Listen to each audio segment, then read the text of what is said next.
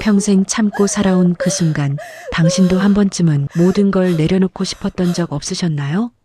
며느리가 펄펄 끓는 국물에 화상을 입었습니다. 그런데 시어머니의 첫 마디는 이것이었습니다. 이 아까운 한우 국물을 12년, 72번의 제사, 1억 7천만 원. 완벽한 며느리로 살아온 박은수. 그녀는 이 집안에서 무엇이었을까요? 오늘 당신에게 들려드릴 이야기는 한 여자가 12년 만에 깨어나는 순간입니다. 그리고 욕심이 어떻게 모든 것을 앗아가는지 그 뼈아픈 진실을 목격하게 될 것입니다. 지금부터 시작합니다. 이 이야기가 궁금하시다면 구독과 좋아요, 알림 설정까지 꽝 눌러주세요. 예, 이번 제사는 특별하니까 미리미리 준비해야 해. 시어머니 조 여사의 카톡이 새벽 5시에 도착했다. 대리 12년 차 박은수, 나이 35. 그녀의 하루는 언제나 이렇게 시작된다. 시어머니의 지시와 함께 침대 옆 탁자 위엔 해열제 한 통과 목캔디 3개가 놓여 있었다. 사흘째 고열에 시달리고 있었지만 오늘은 절대 쉴 수 없는 날이었다. 시조부님 100주년 제사래. 100주년. 은수는 쓴웃음을 지으며 몸을 일으켰다. 온몸이 욱신거렸다. 체온계는 38.7도를 가리키고 있었다. 거실로 나가자 남편 진혁이 소파에 누워 게임을 하고 있었다. 여보, 나 좀 봐봐. 열이 39도까지 올랐어. 아, 그래. 약 먹어. 근데 오늘 우리 집 제사 있는 거 알지? 어머니가 진짜 중요하다고 하셨어. 시조부님 100주년이라며. 진혁은 게임 화면에서 눈을 떼지도 않고 대답했다. 나 독감이야. 병원 가봐야 할 것 같은데. 에이, 독감이면 약 먹으면 되잖아. 오늘만 좀 참아줘. 우리 집안 체면 좀 세워달라. 응? 내가 회사에서 형한테 얼마나 깨지는데. 집에서라도 좀 잘해야지. 은수는 더 이상 말하지 않았다. 어차피 소용없다는 걸 12년 동안 충분히 배웠으니까. 12년. 대학 졸업하고 바로 입사한 회사에서 진혁을 만났을 때만 해도 은수는 사랑에 빠진 평범한 여자였다. 다정하고 착해 보이던 진혁. 부모님을 공경한다는 그의 효심이 멋있어 보였다. 하지만 결혼 후 알게 된 건 그 효심이란 게 단지 어머니 말씀은 무조건 옳다는 무사고주의였다는 것. 종갓집 막내 며느리면 원래 그런 거야. 시어머니 조 여사는 첫 명절부터 은수에게 그렇게 말했다. 큰 며느리 혜란이는 골반이 안 좋아서 오래 서 있으면 안 돼. 넌 젊으니까 괜찮지? 그렇게 시작된 12년. 은수는 1년에 6번의 제사를 치렀다. 시조부, 시조모, 시할아버지, 시할머니, 시아버지 생신, 시어머니 생신. 제사마다 평균 200만 원씩 드는 비용은 전부 은수의 비자금에서 나갔다. 회사 월급으로 꼬박꼬박 모은 돈. 언젠가 친정엄마와 여행 가려고 모았던 돈. 하지만 엄마는 은수가 결혼한 지 3년 만에 췌장암으로 돌아가셨다. 엄마, 나 이제 승진하면 좋은 데 모시고 갈게요. 은수야, 넌 시집이나 잘 가. 엄마는 괜찮아. 엄마의 마지막 말이었다. 그 뒤로 은수는 제사 준비를 하며 울었다. 조 여사가 이 나물 향이 이상하다고 트집 잡을 때마다 막내 며느리가 성의가 없다고 핀잔을 줄 때마다 내 엄마한텐 한 번도 제대로 된 음식 못 해드렸는데 왜 나는 이 사람들 제사상만 차리고 있는 거지? 하지만 은수는 참았다. 회사에서도 참았다. 12년 차인데 아직도 대리였지만 여자가 승진하려면 야근을 해야지라는 상사의 말에도 제사 때문에 연차 너무 많이 쓰시네요라는 동료의 핀잔에도 은수의 연차는 언제나 제사를 위해 소진됐다. 제사 전날은 장보기, 제사 당일은 요리, 제사 다음 날은 몸살. 완벽한 며느리. 그게 은수가 12년 동안 연기한 배역이었다. 그런데 은수 씨, 이번엔 진짜 제대로 해야 해요. 시조부님 100주년이라 친척들이 50명은 올 거예요. 혜란이네는 한우 1등급 30kg 준비한대요. 우리도 도미는 자연산으로 준비하고 고사리는 무조건 국산으로. 알았죠? 조 여사의 카톡이 계속 울렸다. 은수는 핸드폰을 내려다보며 이를 악물었다. 또 혜란이네는, 또 한우, 또 자연산. 큰 며느리 혜란은 전업주부였다. 시아버지가 운영하는 회사에서 남편이 임원을 하고 있어서 돈 걱정은 한 번도 해본 적 없는 사람. 명품백을 들고 와서 조 여사에게 어머니, 제가 유럽 갔다 왔는데 이거 잘 어울리실 것 같아서요. 하면서 어깨를 주물러주는 사람. 그러면 조 여사는 눈을 찢어지게 웃으며 아이고, 우리 혜란이 효녀야 효녀 하면서 은수를 힐끔 쳐다본다. 너는 왜 이런 거 못 사오니? 라는 무언의 압박. 은수도 회사 다니고, 은수도 돈 벌고, 은수도 제사 비용 다 내는데 왜 은수는 사랑받지 못하는 걸까? 여보, 나 정말 몸이 안 좋아. 오늘은 못 갈 것 같아. 은수가 다시 한번 말했다. 목소리가 떨렸다. 진혁이 게임을 멈추고 처음으로 은수를 쳐다봤다. 은수야, 나도 알아. 내가 힘든 거. 근데 오늘은 진짜 안 돼. 어머니가 막내가 안 오면 제사 망친다고 하셨어. 제발 부탁이야. 오늘만 참아줘. 응? 은수는 진혁의 눈을 바라봤다. 거기엔 아내에 대한 걱정도 사랑도 미안함도 없었다. 그저 엄마한테 혼나기 싫다는 두려움만 가득했다. 알았어. 은수는 고개를 끄덕였다. 그리고 방으로 돌아가 12년 동안 써온 다이어리를 꺼냈다. 거기엔 제사 때마다 쓴 비용, 받은 모욕, 참았던 울분이 빼곡히 적혀 있었다. 2014년 1월 5일 시조부 제사 비용 178만 원. 조여사 말 이전 식감이 별로네. 다음엔 더 신경 써. 혜란 언니는 거실에서 핸드폰만 봤음. 2016년 9월 23일 시할머니 제사 비용 215만 원. 진혁이 회식으로 새벽 3시 귀가. 나 혼자 전 80개 부침. 손가락에 화상. 조여사 말 요즘 젊은 애들은 성의가 없어.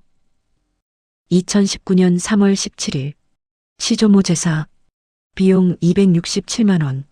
엄마 기일 다음 날 엄마 산소 목감. 혜란 언니가 명품 핸드백 선물. 조여사가 나한테 너도 좀 배워라 함.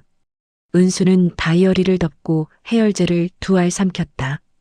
그리고 시댁으로 향하는 차에 올랐다. 창밖으로 스쳐 지나가는 풍경을 보며 은수는 생각했다. 이번이 정말 마지막이다. 그녀는 아직 몰랐다. 이 제사가 정말로 마지막이 될 거라는 걸. 그것도 상상하지 못한 방식으로. 이 이야기가 궁금하시다면 구독과 좋아요, 알림 설정까지 꽝 눌러주세요. 아가, 이번 제사는 특별하니까 미리미리 준비해야 해. 시어머니 조 여사의 카톡이 새벽 5시에 도착했다. 대리 12년 차 박은수, 나이 35. 그녀의 하루는 언제나 이렇게 시작된다. 시어머니의 지시와 함께 침대 옆 탁자 위엔 해열제 한 통과 목캔디 3개가 놓여 있었다. 사흘째 고열에 시달리고 있었지만 오늘은 절대 쉴 수 없는 날이었다. 시조부님 100주년 제사래. 100주년. 은수는 쓴웃음을 지으며 몸을 일으켰다. 온몸이 욱신거렸다. 체온계는 38.7도를 가리키고 있었다. 거실로 나가자 남편 진혁이 소파에 누워 게임을 하고 있었다. 여보, 나 좀 봐봐. 열이 39도까지 올랐어. 아, 그래. 약 먹어. 근데 오늘 우리 집 제사 있는 거 알지? 어머니가 진짜 중요하다고 하셨어. 시조부님 100주년이라며. 진혁은 게임 화면에서 눈을 떼지도 않고 대답했다. 나 독감이야. 병원 가봐야 할 것 같은데. 에이, 독감이면 약 먹으면 되잖아. 오늘만 좀 참아줘. 우리 집안 체면 좀 세워달라. 응? 내가 회사에서 형한테 얼마나 깨지는데. 집에서라도 좀 잘해야지. 은수는 더 이상 말하지 않았다. 어차피 소용없다는 걸 12년 동안 충분히 배웠으니까. 12년. 대학 졸업하고 바로 입사한 회사에서 진혁을 만났을 때만 해도 은수는 사랑에 빠진 평범한 여자였다. 다정하고 착해 보이던 진혁. 부모님을 공경한다는 그의 효심이 멋있어 보였다. 하지만 결혼 후 알게 된 건 그 효심이란 게 단지 어머니 말씀은 무조건 옳다는 무사고주의였다는 것. 종갓집 막내 며느리면 원래 그런 거야. 시어머니 조 여사는 첫 명절부터 은수에게 그렇게 말했다. 큰 며느리 혜란이는 골반이 안 좋아서 오래 서 있으면 안 돼. 넌 젊으니까 괜찮지? 그렇게 시작된 12년. 은수는 1년에 6번의 제사를 치렀다. 시조부, 시조모, 시할아버지, 시할머니, 시아버지 생신, 시어머니 생신. 제사마다 평균 200만 원씩 드는 비용은 전부 은수의 비자금에서 나갔다. 회사 월급으로 꼬박꼬박 모은 돈. 언젠가 친정엄마와 여행 가려고 모았던 돈. 하지만 엄마는 은수가 결혼한 지 3년 만에 췌장암으로 돌아가셨다. 엄마, 나 이제 승진하면 좋은 데 모시고 갈게요. 은수야, 넌 시집이나 잘 가. 엄마는 괜찮아. 엄마의 마지막 말이었다. 그 뒤로 은수는 제사 준비를 하며 울었다. 조 여사가 이 나물 향이 이상하다고 트집 잡을 때마다 막내 며느리가 성의가 없다고 핀잔을 줄 때마다 내 엄마한텐 한 번도 제대로 된 음식 못 해드렸는데 왜 나는 이 사람들 제사상만 차리고 있는 거지? 하지만 은수는 참았다. 회사에서도 참았다. 12년 차인데 아직도 대리였지만 여자가 승진하려면 야근을 해야지라는 상사의 말에도 제사 때문에 연차 너무 많이 쓰시네요라는 동료의 핀잔에도 은수의 연차는 언제나 제사를 위해 소진됐다. 제사 전날은 장보기, 제사 당일은 요리, 제사 다음 날은 몸살. 완벽한 며느리. 그게 은수가 12년 동안 연기한 배역이었다. 그런데 은수 씨, 이번엔 진짜 제대로 해야 해요. 시조부님 100주년이라 친척들이 50명은 올 거예요. 혜란이네는 한우 1등급 30kg 준비한대요. 우리도 도미는 자연산으로 준비하고 고사리는 무조건 국산으로. 알았죠? 조 여사의 카톡이 계속 울렸다. 은수는 핸드폰을 내려다보며 이를 악물었다. 또 혜란이네는, 또 한우, 또 자연산. 큰 며느리 혜란은 전업주부였다. 시아버지가 운영하는 회사에서 남편이 임원을 하고 있어서 돈 걱정은 한 번도 해본 적 없는 사람. 명품백을 들고 와서 조 여사에게 어머니, 제가 유럽 갔다 왔는데 이거 잘 어울리실 것 같아서요. 하면서 어깨를 주물러주는 사람.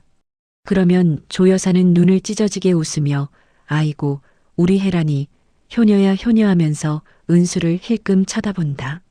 너는 왜 이런 거 못 사오니? 라는 무언의 압박. 은수도 회사 다니고 은수도 돈 벌고 은수도 제사 비용 다 내는데 왜 은수는 사랑받지 못하는 걸까? 여보, 나 정말 몸이 안 좋아. 오늘은 못 갈 것 같아. 은수가 다시 한번 말했다. 목소리가 떨렸다. 진혁이 게임을 멈추고 처음으로 은수를 쳐다봤다. 은수야, 나도 알아. 내가 힘든 거. 근데 오늘은 진짜 안 돼. 어머니가 막내가 안 오면 제사 망친다고 하셨어. 제발 부탁이야. 오늘만 참아줘. 응? 은수는 진혁의 눈을 바라봤다. 거기엔 아내에 대한 걱정도 사랑도 미안함도 없었다. 그저 엄마한테 혼나기 싫다는 두려움만 가득했다. 알았어. 은수는 고개를 끄덕였다. 그리고 방으로 돌아가 12년 동안 써온 다이어리를 꺼냈다. 거기엔 제사 때마다 쓴 비용, 받은 모욕, 참았던 울분이 빼곡히 적혀 있었다. 2014년 1월 5일. 시조부 제사. 비용 178만 원. 조여사 말 이전 식감이 별로네. 다음엔 더 신경 써. 혜란 언니는 거실에서 핸드폰만 봤음. 2016년 9월 23일. 시할머니 제사. 비용 215만 원. 진혁이 회식으로 새벽 3시 귀가. 나 혼자 전 80개 부침.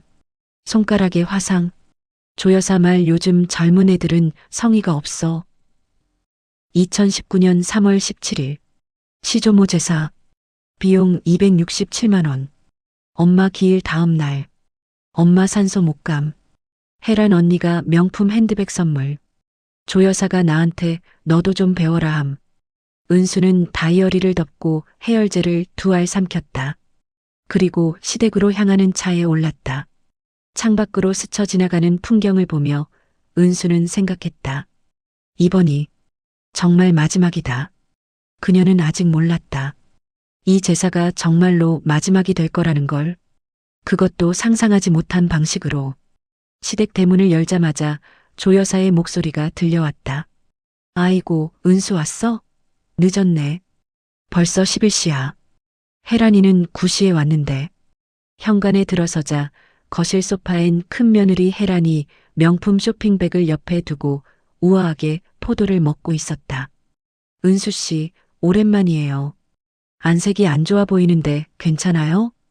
혜란의 목소리는 언제나 부드러웠다. 하지만 그 눈빛은 차갑게 은수를 훑었다. 네, 괜찮습니다. 은수는 대답하며 주방으로 향했다. 온몸이 흔들렸다.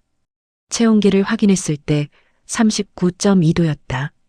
주방 식탁 위엔 장본 재료들이 산더미처럼 쌓여 있었다. 한우 30kg, 도미 5마리, 각종 나물 재료, 전 부칠 밀가루와 계란 50개, 과일 10박스.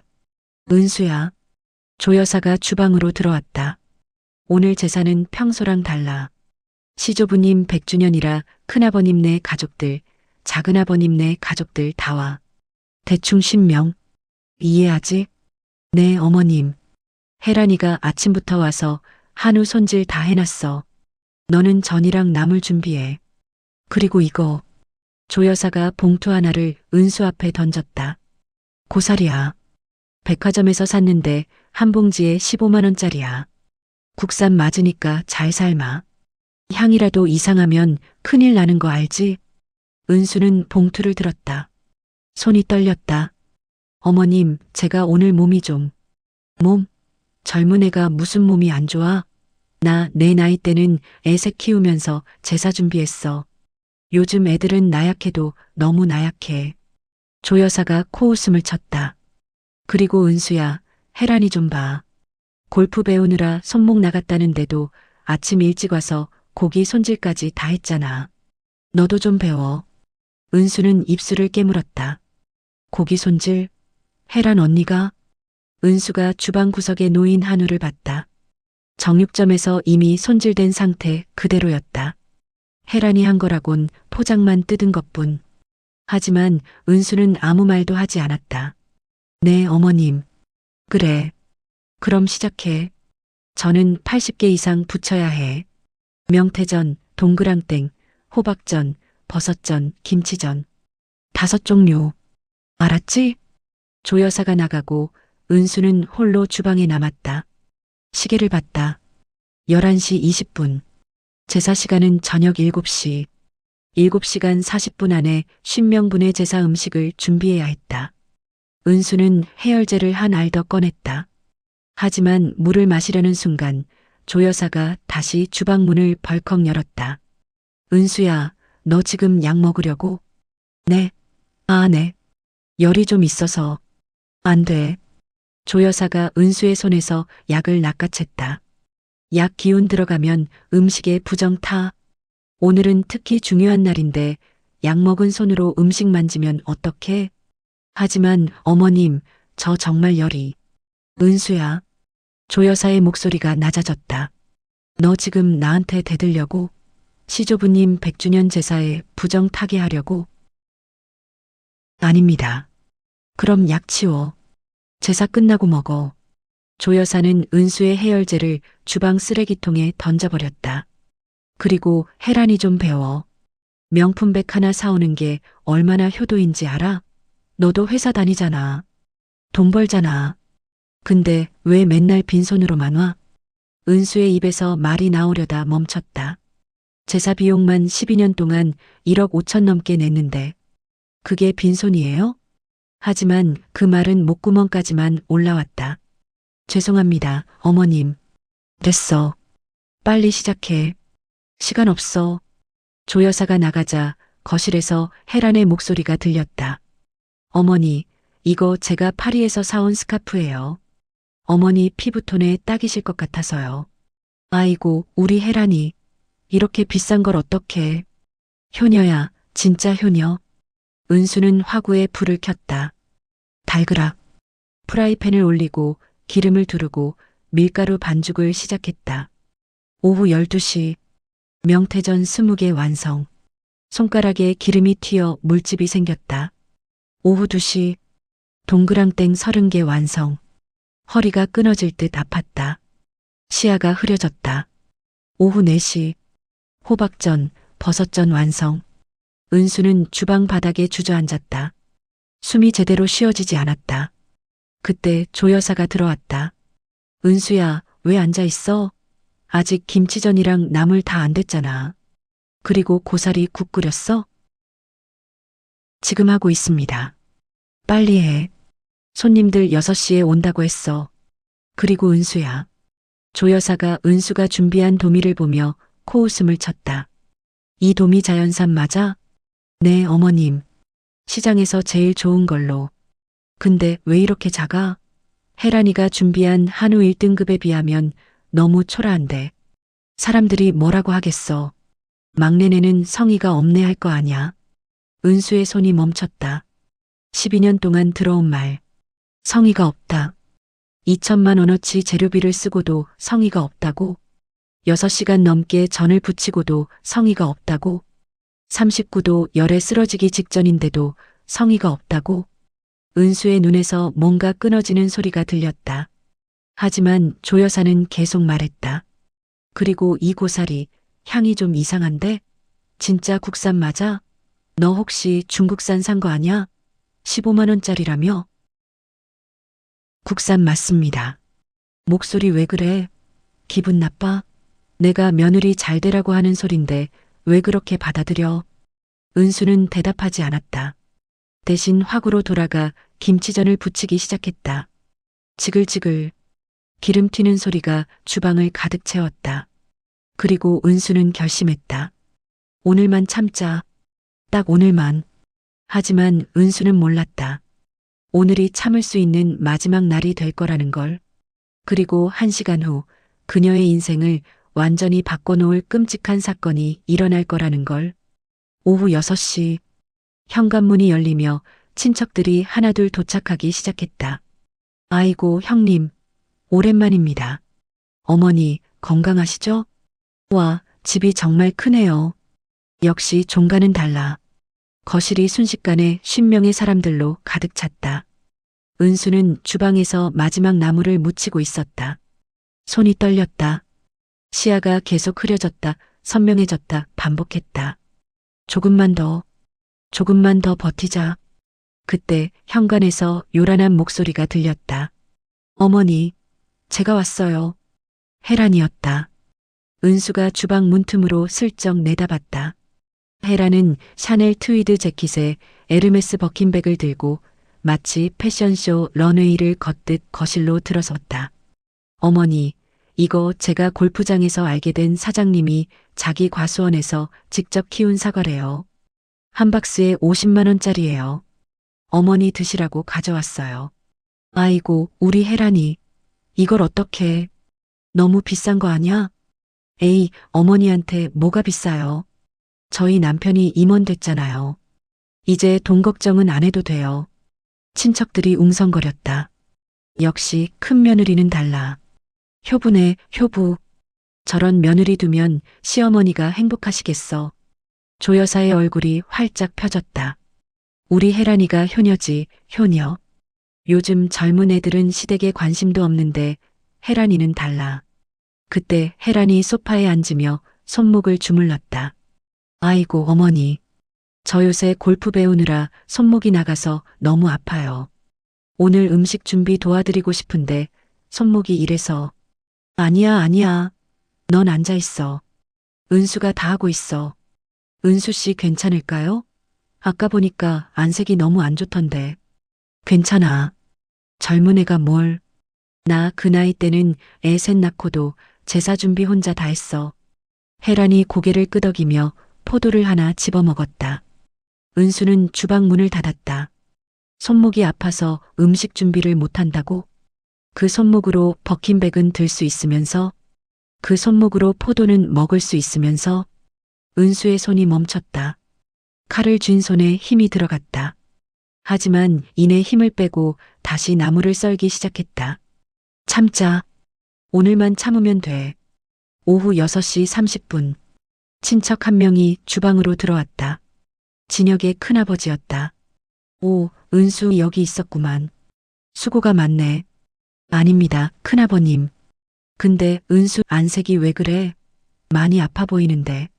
아, 괜찮습니다. 괜찮긴. 얼굴이 새빨개. 열 있는 거 아니야? 큰아버지가 은수의 이마에 손을 댔다. 어머, 이거 열이 엄청나네. 조여사? 은수 열이 장난 아닌데. 조여사가 주방으로 급히 들어왔다. 뭐? 열? 조여사가 은수의 이마를 만졌다. 그리고는 표정이 굳었다. 은수야, 너 약 먹었어?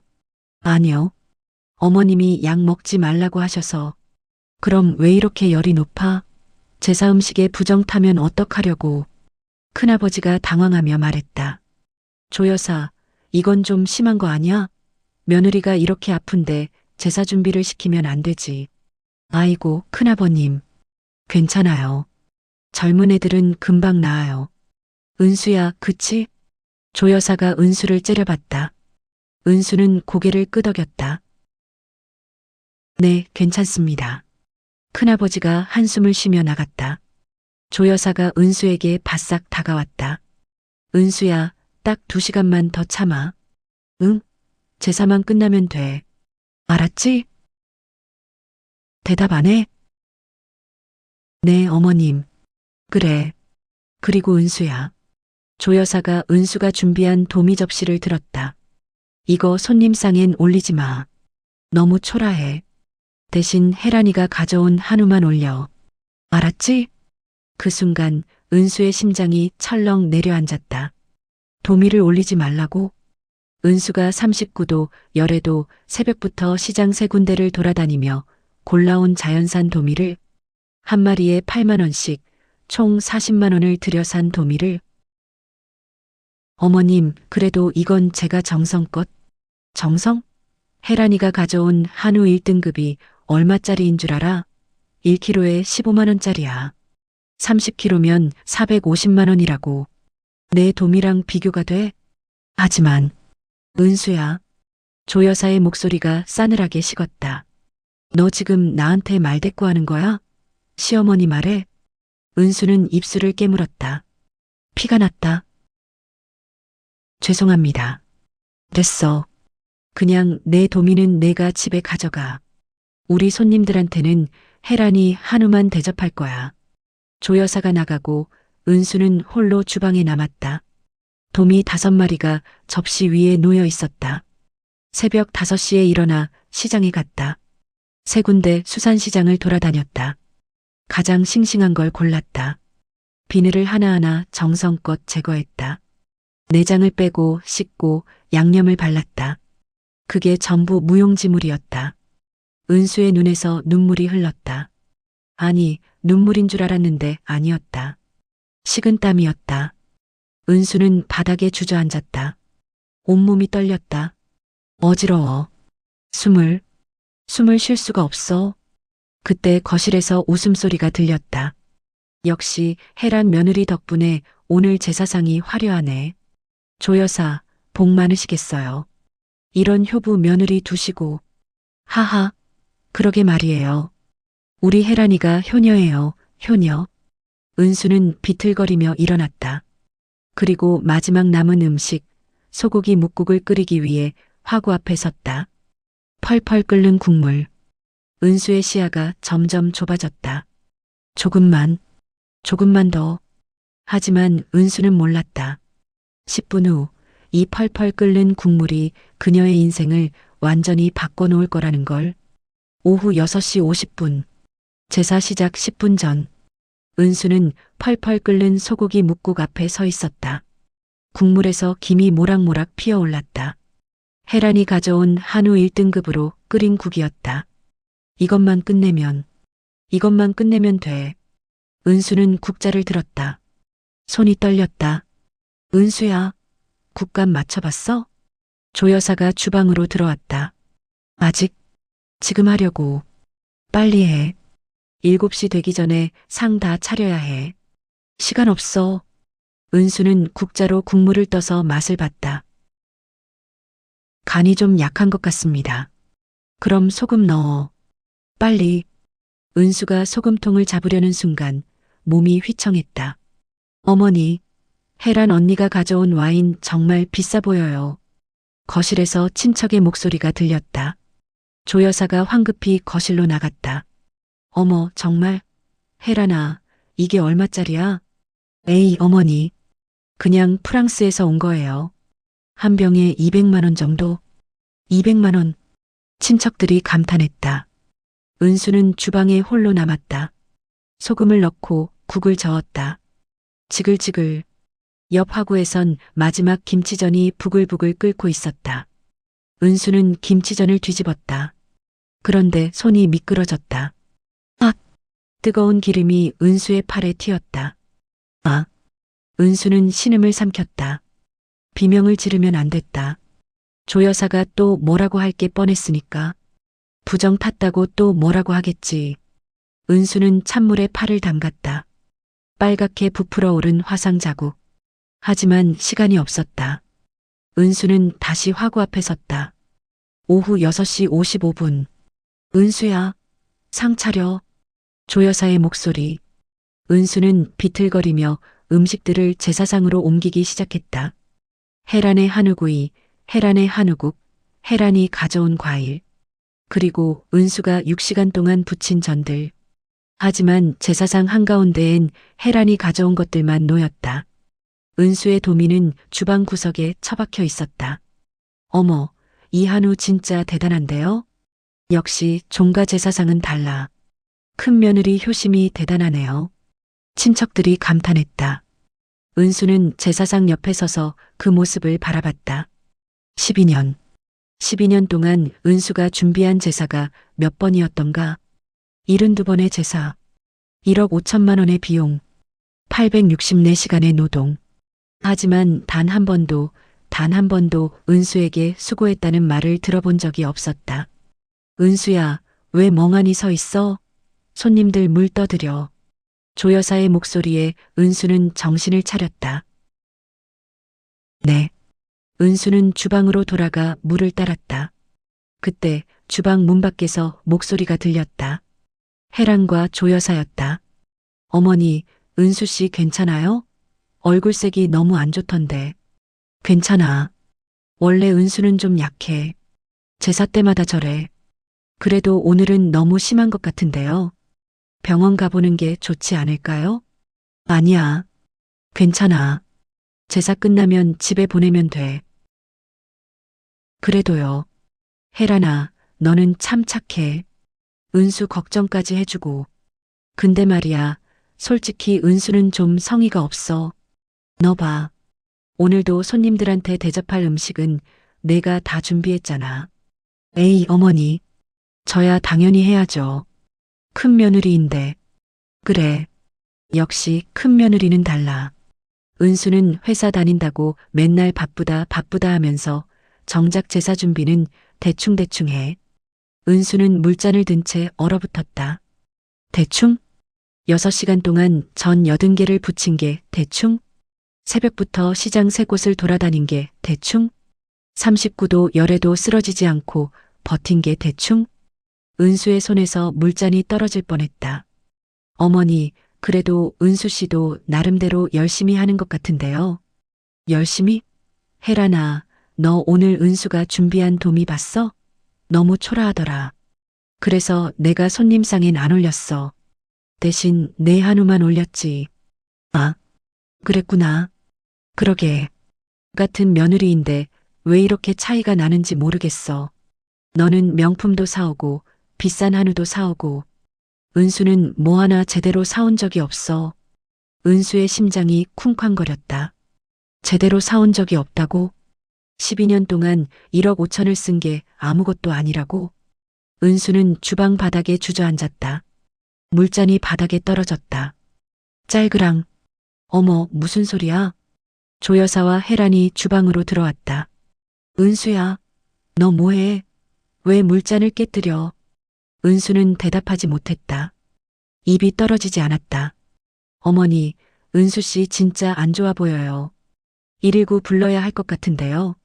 아니야.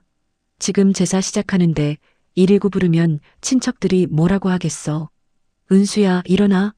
정신 차려. 조 여사가 은수의 어깨를 흔들었다. 은수는 간신히 눈을 떴다. 죄송합니다. 됐어. 일어나서 물 다시 따러. 손님들 기다려. 은수는 비틀거리며 일어났다. 다시 물을 따르기 시작했다. 하지만 손이 멈추지 않고 떨렸다. 그때였다.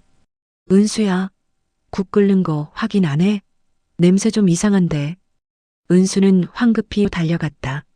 소고기 묵국. 혜란이 가져온 450만 원짜리 한우로 끓인 국. 은수는 뚜껑을 열었다. 펄펄 끓고 있었다. 간 맞춰봐. 조 여사가 소리쳤다. 은수는 국자를 들었다. 하지만 그 순간 온몸에 힘이 빠졌다. 시야가 완전히 흐려졌다. 귀에서 윙윙 소리가 났다. 아, 안 돼. 쓰러지면 안 돼.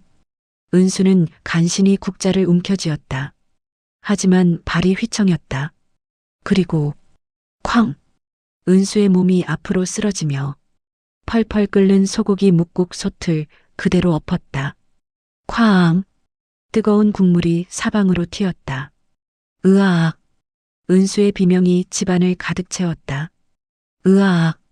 은수의 비명에 거실에 있던 모든 사람들이 주방으로 달려왔다.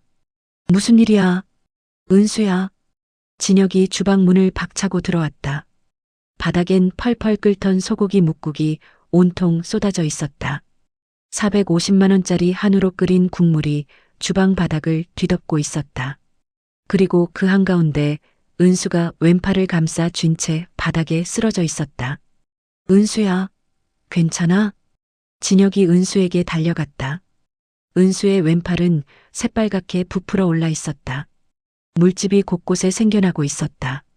아, 아파. 은수의 입에서 신음이 새어나왔다. 하지만 그때 조 여사가 주방으로 들어서며 소리쳤다. 이 아까운 한우 국물을. 은수야, 너 지금 뭐 한 거야?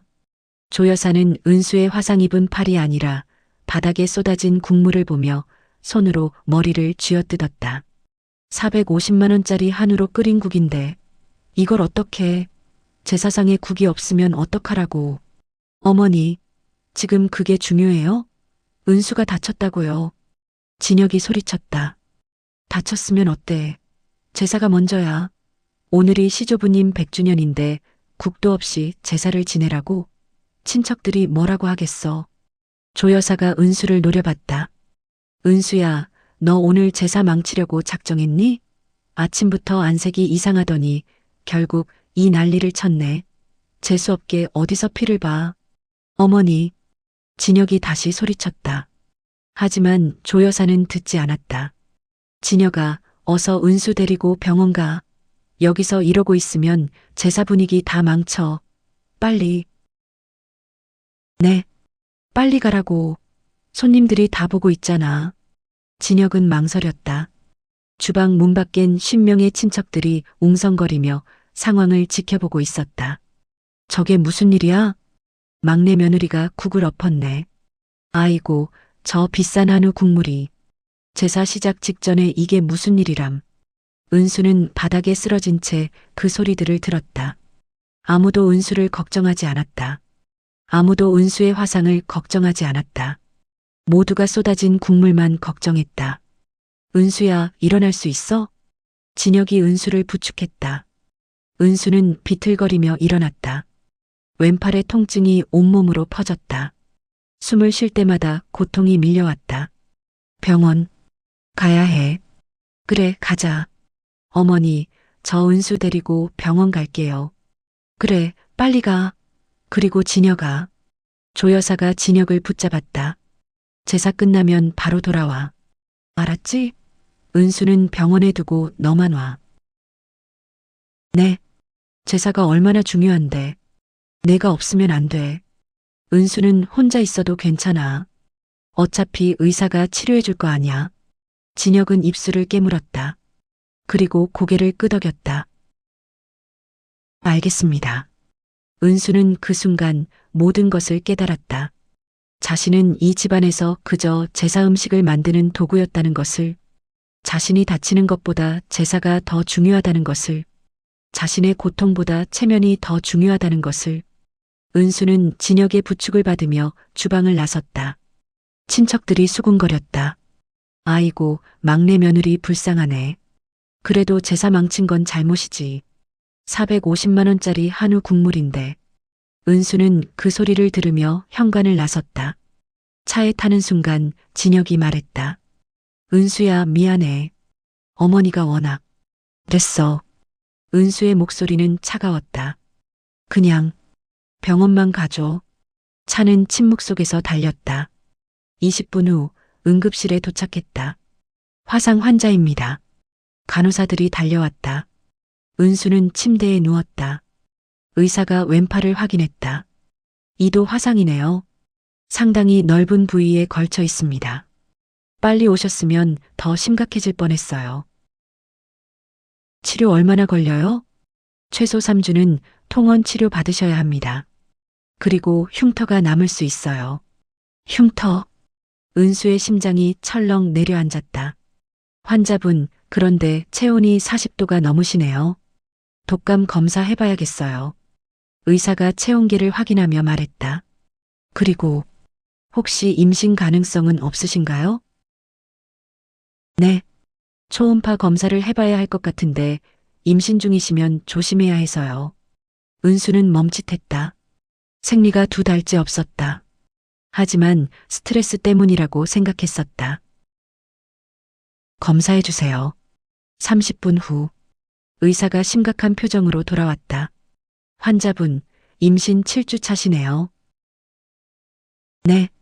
그런데 문제가 있습니다. 극심한 스트레스와 고열, 그리고 영양실조 상태예요. 이대로 가면 유산 위험이 매우 높습니다. 은수의 머릿속이 하얘졌다. 임신 7주, 유산 위험. 최소 2주는 절대 안정을 취하셔야 합니다. 무거운 것도 들면 안 되고 스트레스 받는 일도 피하셔야 해요. 그때 진혁의 핸드폰이 울렸다. 조 여사였다. 진혁아, 은수 어때? 많이 다쳤어? 어머니, 이도 화상이래요. 그리고 진혁이 은수를 힐끗 봤다. 임신했대요. 7주 차래요. 전화 너머로 조 여사의 목소리가 들렸다. 뭐? 임신? 그럼 잘 됐네. 아들이면 좋겠다. 우리 집안의 대를 이을. 어머니, 그게 아니라 유산 위험이 있대요. 2주 동안 절대 안정해야 한대요. 2주? 조 여사의 목소리가 변했다. 진혁아, 그럼 다음 주 시할머니 제사는 어떡하려고? 네. 다음 주 토요일이 시할머니 제사잖아. 은수가 안 오면 누가 음식 준비해? 진혁은 말을 잇지 못했다. 은수는 전화를 빼앗았다. 어머님. 은수의 목소리는 차갑게 식어 있었다. 저 이제 시댁 제사 안 갑니다. 뭐? 12년 했습니다. 이제 그만하겠습니다. 은수야, 너 지금 무슨 소리? 은수는 전화를 끊었다. 그리고 진혁을 똑바로 쳐다봤다. 당신도 들었지? 의사 선생님 말. 2주 동안 절대 안정. 은수야, 그래도 어머니가. 당신 어머니가 뭐? 은수의 목소리가 떨렸다. 나 지금 유산 위기야. 당신 아이가 죽을 수도 있다고. 그런데 당신 어머니는 제사 걱정이야? 그게 먼저야? 은수야, 나 오늘 깨달았어. 은수의 눈에서 눈물이 흘렀다. 나는 이 집안에서 사람이 아니었어. 그냥 제사 음식 만드는 기계였어. 12년 동안. 그런 말하지 마. 이제 끝이야. 은수는 가방에서 핸드폰을 꺼냈다. 그리고 변호사 사무실에 전화를 걸었다. 여보세요, 법률사무소죠? 이혼 상담 받고 싶습니다. 응급실 침대에 누운 은수는 핸드폰을 귀에 댔다. 여보세요, 법률사무소 신 변호사입니다. 안녕하세요. 이혼 상담 받고 싶어서 전화드렸습니다. 옆에 있던 진혁의 얼굴이 새하얘졌다. 은수야, 잠깐만. 진정해. 우리 이야기 좀 하자. 은수는 진혁을 무시하고 계속 말했다. 12년간의 결혼 생활이고요. 시댁에서 받은 정신적 학대와 경제적 착취에 대한 증거가 있습니다. 증거요? 네. 12년치 제사 비용 영수증, 시어머니와 시댁 식구들의 폭언이 담긴 녹음 파일, 그리고 카카오톡 대화 내용 전부 있습니다. 진혁이 은수의 손을 잡으려 했다. 은수야, 제발. 은수는 진혁의 손을 뿌리쳤다. 그리고 오늘 시댁에서 제사 준비 중 입은 이도 화상에 대한 진단서도 받을 겁니다. 의사 선생님이 유산위기 진단도 해주셨고요. 알겠습니다. 내일 오전 10시에 사무실로 오실 수 있으세요? 네, 가겠습니다. 은수는 전화를 끊었다. 그리고 진혁을 똑바로 쳐다봤다. 은수야, 우리 이혼까지 갈 필요 없잖아. 내가 어머니한테 말할게. 앞으로는 제사 안 오셔도 된다고. 12년 늦었어. 은수의 목소리는 담담했다. 12년 동안 당신은 단 한 번도 나를 지켜준 적이 없어. 당신 어머니가 나한테 성의 없다고 할 때, 대충 한다고 할 때, 큰 며느리 좀 배워라고 할 때, 당신은 뭐 했어? 나도 어쩔 수 없었잖아. 어머니 성격 너도 알잖아. 어쩔 수 없다고? 은수가 비웃었다. 당신은 어쩔 수 없었지. 12년 동안. 그래서 나는 혼자 버텼어. 혼자 울었어. 혼자 제사 비용 내고, 혼자 욕먹고, 혼자 다 참았어. 은수야. 그런데 오늘 당신 어머니가 뭐라고 했는지 알아? 내가 펄펄 끓는 국물에 화상 입었는데 제일 먼저 한 말이 뭔지 알아? 진혁은 대답하지 못했다. 이 아까운 한우 국물이었어. 450만 원짜리 국물. 그게 나보다 중요했대. 그리고 재수없게 어디서 피를 바라고 했어. 은수의 목소리가 떨렸다. 나는 이 집안에서 450만 원짜리 한우보다 못한 존재였어. 은수야, 그건. 그리고 당신. 은수가 진혁의 눈을 똑바로 쳐다봤다. 당신은 당신 어머니한테 전화 왔을 때 뭐라고 했어? 제사 끝나면 돌아오겠다고 했잖아. 당신 아내가 응급실에 실려왔는데 당신 아이가 유산위기인데 제사가 더 중요했어? 진혁의 얼굴이 일그러졌다. 미안해. 미안하다고 다야? 은수는 가방에서 작은 수첩을 꺼냈다. 12년 동안 빼곡하게 기록한 다이어리였다. 이거 봐. 내가 12년 동안 시댁에 쓴 돈. 정확히 계산했어. 은수는 수첩을 펼쳤다. 2013년 2024년 제사 비용 1억 4,850만 원. 시어머니 생신 선물 1,200만 원. 시댁 경조사비 800만 원. 명절 선물 950만 원. 총합 1억 7,800만 원. 1억 7,800만 원. 이게 내가 12년 동안 시댁에 쓴 돈이야. 내 월급으로. 내가 모은 돈으로. 진혁의 입이 벌어졌다. 그리고 당신네 가족은 나한테 뭘 줬어? 명절 때 30만 원짜리 상품권? 그게 다야? 은수야, 그건. 나도 몰랐어. 몰랐다고? 12년 동안? 당신 아내가 매년 1,500만 원씩 제사 비용 내는 걸 몰랐다고? 은수는 수첩의 다른 페이지를 펼쳤다. 거기엔 시어머니와 혜란이 한 말들이 날짜별로 빼곡히 적혀 있었다. 2015.3 7조여사 요즘 젊은 애들은 성의가 없어. 큰 며느리 좀 배워라. 2017년 9월 15일 조여사 이 나물향이 이상한데? 중국산 산 거 아니야? 2019년 1월 20일 혜란 은수 씨는 센스가 없는 것 같아요. 저 같으면 어머니한테 이런 건 안 드리는데. 2021년 11월 3일 조여사 막내 며느리는 왜 이렇게 못났니? 큰 며느리는 명품도 사오는데. 이게 12년이야. 12년 동안 내가 들은 말들이야. 진혁은 고개를 숙였다. 미안해. 정말 미안해. 이제 미안하다고 해서 될 것 같아? 은수는 수첩을 덮었다. 나 내일 변호사 만나서 이혼 소송 준비할 거야. 그리고 시어머니한테는 지난 12년간 부당하게 착취당한 금액 전부 청구할 거야. 얼마? 1억 7,800만 원. 전부 다. 그리고 정신적 피해 보상, 위자료까지 합치면 3억은 될 거야. 진혁의 얼굴이 창백해졌다. 3억? 은수야, 우리 집에 그런 돈 없어. 아버지 회사도 요즘 어려워서. 그건 나랑 상관없어. 은수는 차갑게 말했다. 집 팔든 회사 팔든 당신네가 알아서 해. 나는 내가 쓴 돈 돌려받을 거야. 당연한 권리야. 그때 은수의 핸드폰이 울렸다. 조 여사였다. 은수는 받지 않았다. 하지만 조 여사는 계속 전화를 걸어왔다. 5번째 전화에서 은수가 받았다. 어머님, 은수야, 너 지금 무슨 생각이야? 이혼? 변호사? 너 정신이 나갔니? 정신 멀쩡합니다. 은수야, 제발 진정해. 우리 집안 체면이 어떻게 되는지 알아? 종갓집 며느리가 이혼하면. 체면? 은수가 웃었다. 어머님은 12년 동안 저한테 체면만 강요하셨죠. 종갓집 며느리 체면, 집안 체면. 그런데 정작 어머님은 며느리한테 한 번이라도 체면 세워주신 적 있으세요? 은수야, 그게 무슨.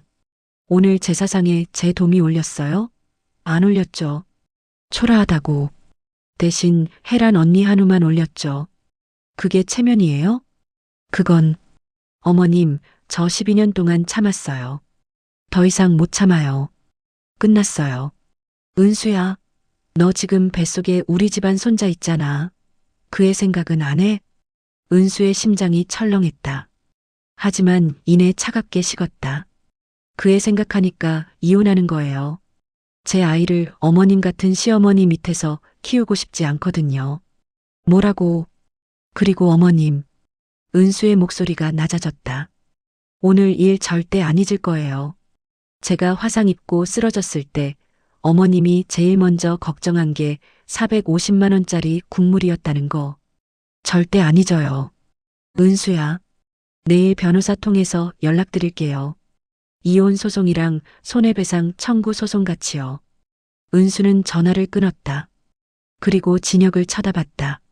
당신도 들었지? 나 진심이야. 은수야, 정말 이혼까지 가야 해? 응. 은수는 고개를 끄덕였다. 12년 동안 당신은 나를 사랑하지 않았어. 당신은 그냥 당신 어머니가 시키는 대로 하는 아들이었을 뿐이야. 그리고 나는 더 이상 당신네 집안의 며느리 노릇 못해. 진혁이 울먹였다. 미안해. 정말 미안해. 이제 미안하다는 말 필요 없어. 은수는 침대에서 일어났다. 왼팔에 화상이 쓰라렸지만 은수는 참았다. 나 이제 갈게. 당신은 시댁 가서 제사나 지내. 은수야. 그리고 진혁아. 은수는 마지막으로 진혁을 돌아봤다. 12년 동안 고마웠어. 덕분에 깨달았어. 내가 얼마나 소중한 사람인지.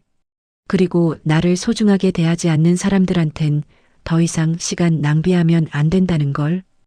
은수는 병원을 나섰다. 밖은 어두웠다. 하지만 은수의 마음은 12년 만에 처음으로 밝았다. 3일 후, 은수는 왼팔에 붕대를 감은 채 변호사 사무실에 앉아 있었다.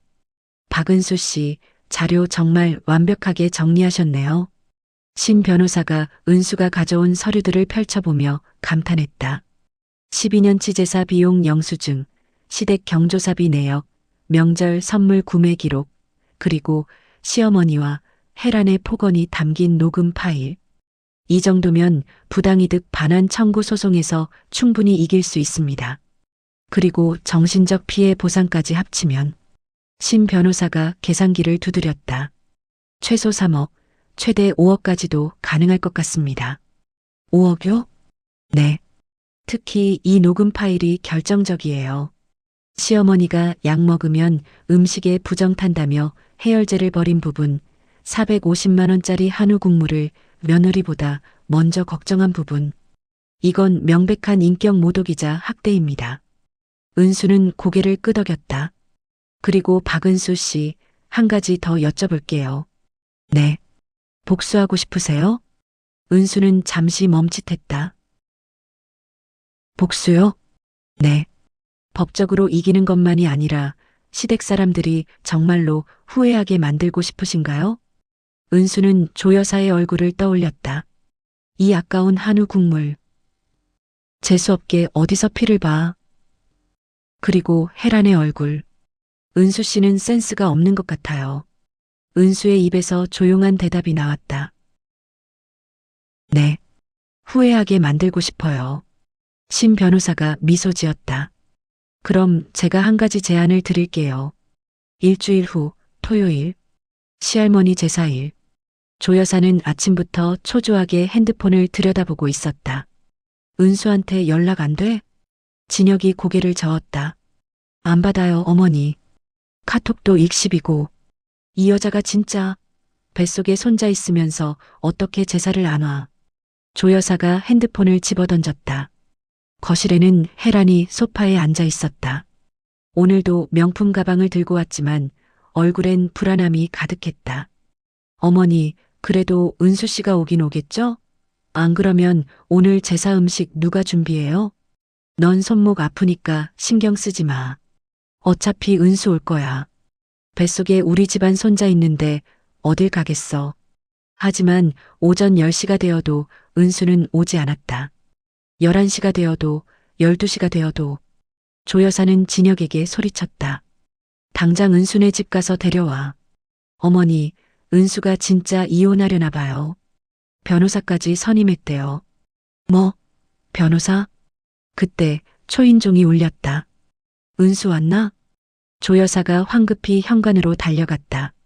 하지만 문을 열자 그곳에 서 있던 건 은수가 아니었다. 정장을 입은 남자 2명이 서 있었다. 박은수 씨의 법률 대리인 신우진 변호사입니다. 조명희 여사님 맞으십니까? 네. 이혼 소송 및 부당이득 반환 청구 소송 관련 서류 전달드립니다. 신 변호사가 두꺼운 봉투를 조 여사에게 건넸다. 조 여사는 떨리는 손으로 봉투를 열었다. 이혼 청구의 소, 부당이득 반환 청구의 소, 손해배상 청구의 소, 청구 금액 4억 8,200만 원. 4억? 8천? 조 여사의 얼굴이 새하얘졌다. 뭐야 이게. 4억 8천만 원이 무슨 소리야. 12년간 박은수 씨가 피고인 측 시댁에 지출한 비용 1억 7,800만 원, 정신적 피해 보상 2억 원, 위자료 1억 원, 그리고 화상 치료비 및 유산위기로 인한 손해배상 3,400만 원입니다. 유산위기? 무슨 소리야. 은수 뱃속에 우리 손자 멀쩡하잖아.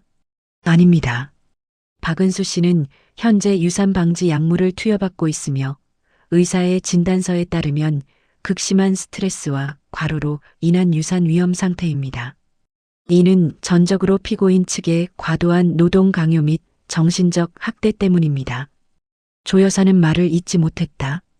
그리고 한 가지 더 전달드릴 게 있습니다. 신 변호사가 또 다른 서류를 꺼냈다. 박은수 씨는 오늘 오후 2시 이곳 시댁으로 방문할 예정입니다. 뭐? 제사상을 직접 보시겠다고 하셨습니다. 조 여사의 입이 떡 벌어졌다. 제사상을? 은수가? 네.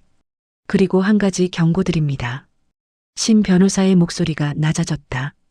오늘 이후 박은수 씨에게 어떠한 폭언이나 강요도 하시면 안 됩니다. 모든 대화는 녹음되고 있으며 이는 추가 소송 자료로 활용될 것입니다. 신 변호사는 명함을 건네고 떠났다.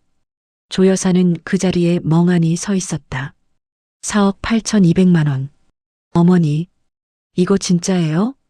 진혁이 서류를 들여다봤다. 12년치 제사 비용 영수증, 시댁 경조사비 내역, 명절 선물. 이게 다 증거로 첨부돼 있어요. 그리고 어머니랑 혜란 누나가 은수한테 한 말들 녹음 파일까지. 뭐? 조 여사가 서류를 낚아챘다. 거기엔 지난 2년간 조 여사가 은수에게 했던 말들이 날짜와 함께 기록돼 있었다. 2023년 3월 15일 요즘 젊은 애들은 성의가 없어. 2023년 9월 20일 큰 며느리 좀 배워라. 명품이라도 하나 사오지. 2024년 11월 30일 이 아까운 한우 국물. 재수없게 어디서 피를 봐. 조 여사의 손이 떨렸다. 이게 감히. 어머니, 우리 어떡해요?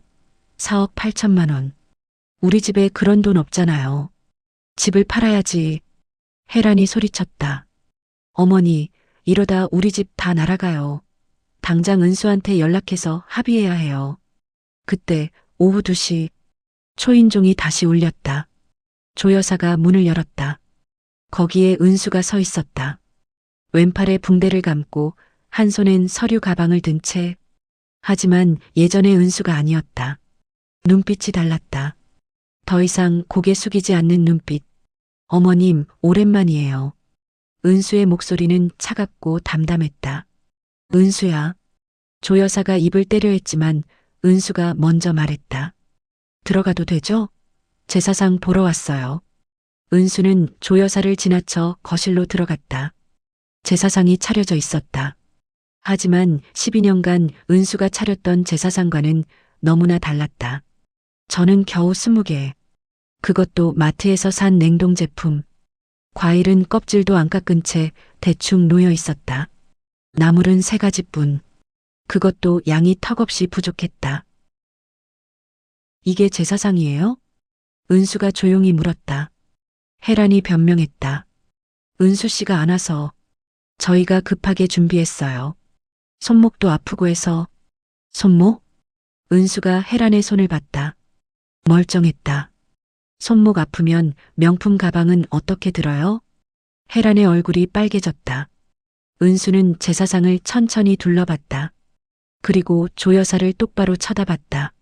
어머님, 12년 동안 제가 이런 제사상 차렸으면 어머님이 뭐라고 하셨을 것 같아요? 조 여사는 대답하지 못했다. 성의 없다. 대충 한다. 집안 망신이다. 이렇게 말씀하셨겠죠. 은수는 서류 가방을 열었다. 그리고 두꺼운 서류 뭉치를 제사상 위에 던졌다. 이게 12년이에요. 12년 동안 제가 혼자 준비한 제사. 혼자 낸 비용. 혼자 들은 욕. 조 여사가 입술을 떨었다. 은수야. 우리 이야기 좀. 이제 이야기 안 해요. 은수는 제사상을 발로 차버렸다. 쾅! 제사 음식들이 바닥에 쏟아졌다. 조 여사와 혜란이 비명을 질렀다. 은수야.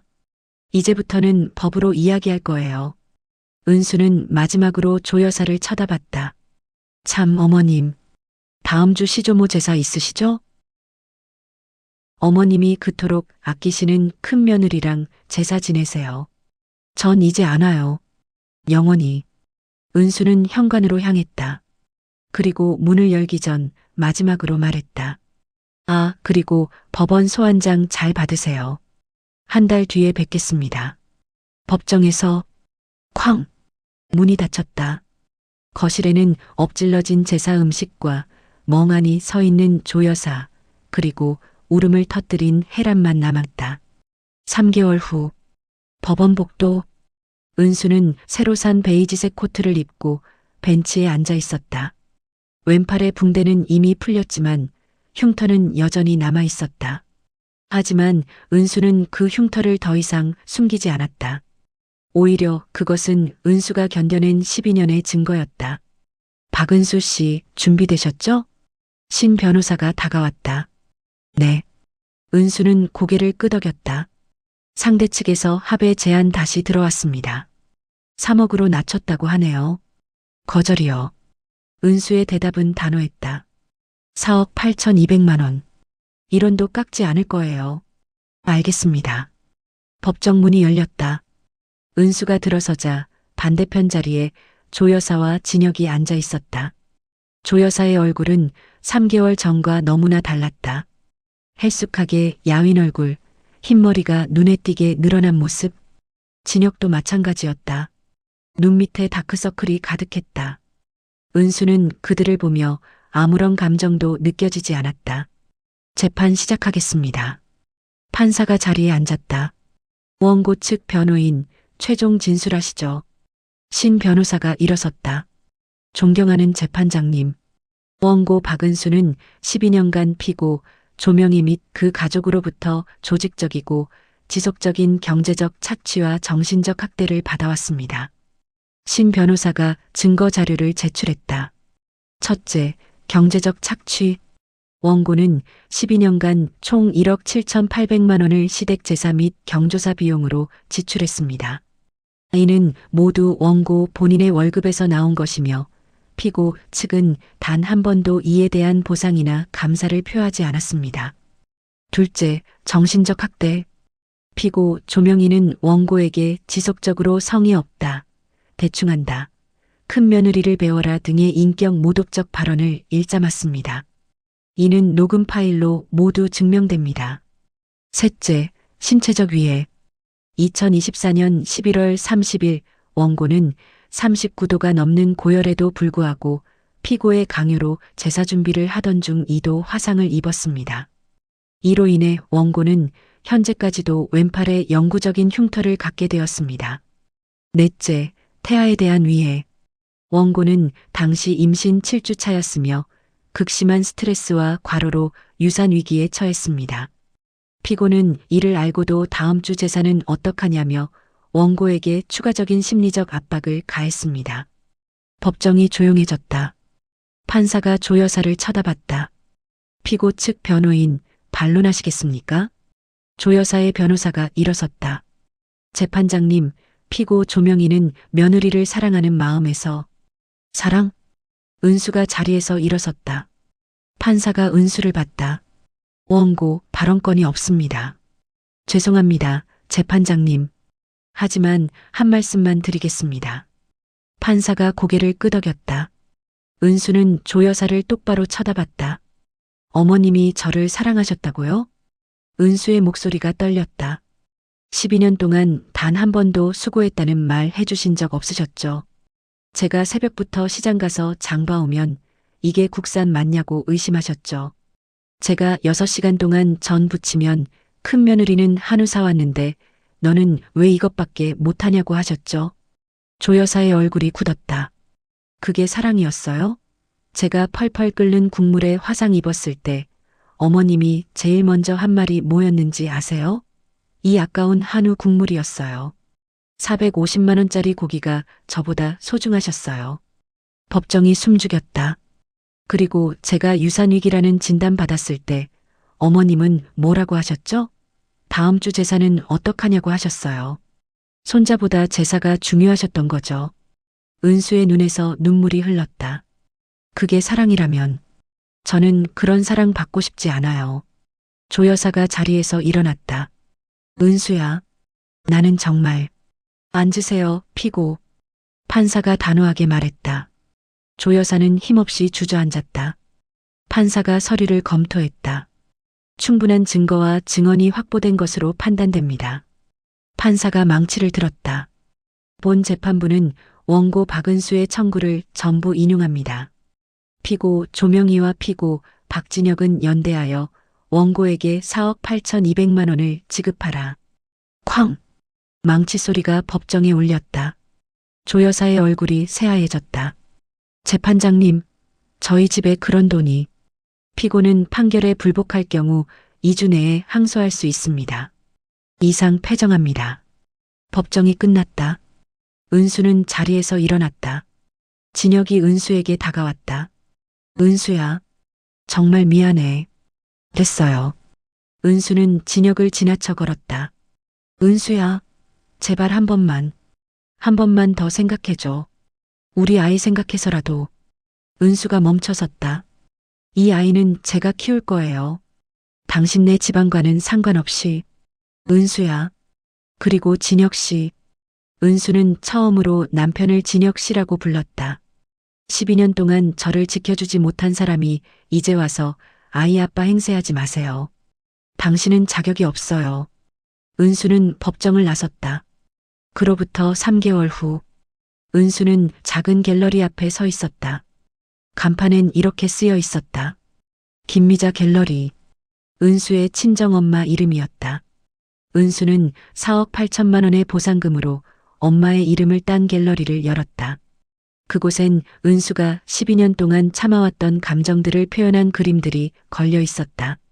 억눌린 목소리, 450만 원의 가치, 보이지 않는 사람.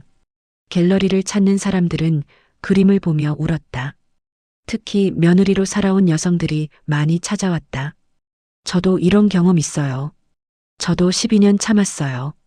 고맙습니다. 이 그림 보고 용기 얻었어요. 은수는 그들의 이야기를 들으며 깨달았다. 자신만 겪은 일이 아니라는 것을, 수많은 여성들이 같은 고통을 겪고 있다는 것을. 그리고 은수는 결심했다. 이제는 다른 사람들을 위해 목소리를 내기로. 6개월 후, 은수는 갤러리에서 강연을 열었다. 저는 12년 동안 완벽한 며느리를 연기했습니다. 100명이 넘는 청중들이 은수의 이야기에 귀 기울였다. 하지만 완벽한 며느리가 되려고 노력할수록 저는 저 자신을 잃어갔습니다. 제 가치를, 제 존엄을, 제 삶을. 은수는 왼팔의 흉터를 보여줬다.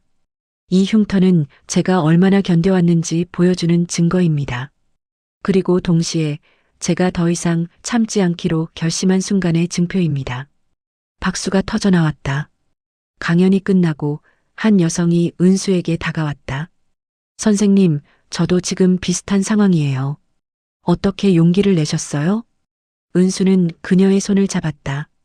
제가 깨달은 건 이거예요. 나를 소중히 여기지 않는 사람들 앞에서 아무리 완벽해지려 해도 소용없다는 것. 중요한 건 나 자신이 나를 사랑하는 거예요. 여성의 눈에서 눈물이 흘렀다. 고맙습니다. 용기 낼게요. 은수는 미소 지었다. 그리고 배를 쓰다듬었다. 이제 7개월 됐어요. 이 아이에게는 절대 제가 겪은 일을 겪게 하지 않을 거예요. 이 아이에게는 사랑이 뭔지, 존중이 뭔지 가르쳐 줄 거예요. 그날 밤, 은수는 갤러리 2층 작은 사무실에서 창밖을 내다봤다. 도시의 불빛이 반짝였다. 핸드폰이 울렸다. 진혁이었다. 은수는 받지 않았다. 하지만 문자가 왔다. 은수야, 어머니가 많이 아프셔. 집도 팔았어. 이제 월세살이야. 제발 한 번만 만나줘. 용서해줘. 은수는 문자를 읽고 삭제했다. 그리고 엄마 사진을 꺼냈다. 엄마, 나 이제 괜찮아요. 나 이제 나를 위해 살아요. 은수는 사진에 입을 맞췄다. 그리고 창밖을 다시 바라봤다. 12년 동안 억눌렸던 삶. 하지만 이제는 자유. 은수는 왼팔의 흉터를 쓰다듬었다. 아프지만 동시에 아름다운 흉터. 견디고 싸우고 이겨낸 흔적. 은수는 미소 지었다. 이제 시작이야. 그리고 조 여사의 집. 조 여사는 좁은 월세방에 앉아 있었다. 혜랑과 큰아들 부부는 이미 떠났다. 어머니 혼자 사세요. 저희는 이제 못 모시겠어요. 남은 건 진혁뿐이었다. 하지만 진혁도 거의 집에 오지 않았다. 조 여사는 텅 빈 제사상을 바라봤다. 아무것도 없는 제사상. 이제는 차릴 수도 없는 제사상. 은수야. 조 여사의 입에서 은수의 이름이 새어나왔다. 하지만 너무 늦었다. 여러분, 이것이 바로 욕심의 끝입니다. 조 여사는 완벽한 며느리를 원했습니다. 자신의 체면을 세워줄 며느리를, 무한히 희생하는 며느리를. 하지만 그 욕심이 결국 무엇을 가져왔습니까? 혼자 남은 월세방, 떠나간 자식들, 그리고 평생 남을 후회. 진정한 가족이란 무엇일까요? 돈이 아닙니다. 명품 가방이 아닙니다. 450만 원짜리 한우도 아닙니다. 진정한 가족은 서로를 존중하고 사랑하고 지켜주는 것입니다. 여러분의 가정은 행복하십니까? 혹시 여러분도 누군가의 희생을 당연하게 여기고 있진 않나요?